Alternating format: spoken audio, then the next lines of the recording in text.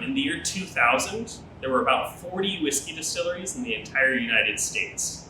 Now there's over 150 just in Texas.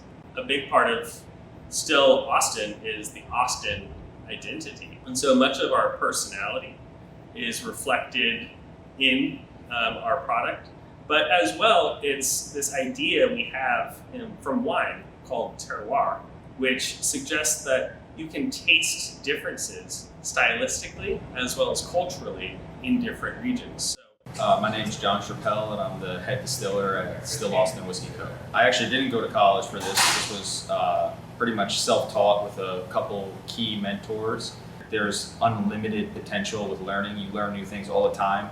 You know, whatever class you're in, whatever books you read, you can always learn something. I don't know nearly everything in this industry, so that's what keeps me driving and pushing forward to push the boundaries of, you know, learning and being crafty and, you know, doing my own little niche things inside the distillery.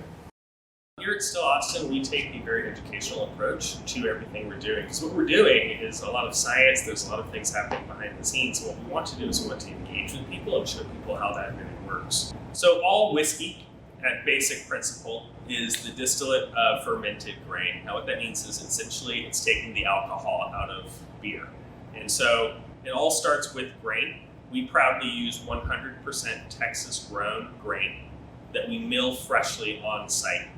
We have 3 silos where we store it. We mill it into a fine powder called grist. It very much looks like kind of cornmeal. As it's ground, we move it into a cooker, which is essentially a 2,000-gallon pot of boiling water. And just like when you add like noodles to the spaghetti, you know, once you drop those noodles in there, the water stops boiling. You see the starches pull into the water. So what we're doing is extracting the starch and the sugar out of that grain and into the water. And so it becomes kind of thick and what we call mash. It looks like porridge or oatmeal. Then we add yeast. Yeast eats the sugar and all of that sweet stuff right out of the grain and turns it into alcohol.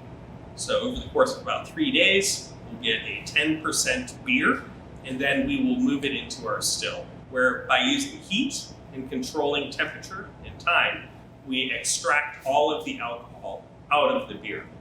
The grain itself that's left over, we give to local farmers for free to be used as supplemental feed, whereas all of the alcohol we age in white oak barrels, and that is how you make bourbon. So I actually had a couple students from UT who were chemical engineering students come here and ask if they could, they were in their senior project, they wanted to do something kind of lab related in the community, and so they came and looked us up. And when I talked them through how fractional distillation works, I watched as the light bulb went off in their head.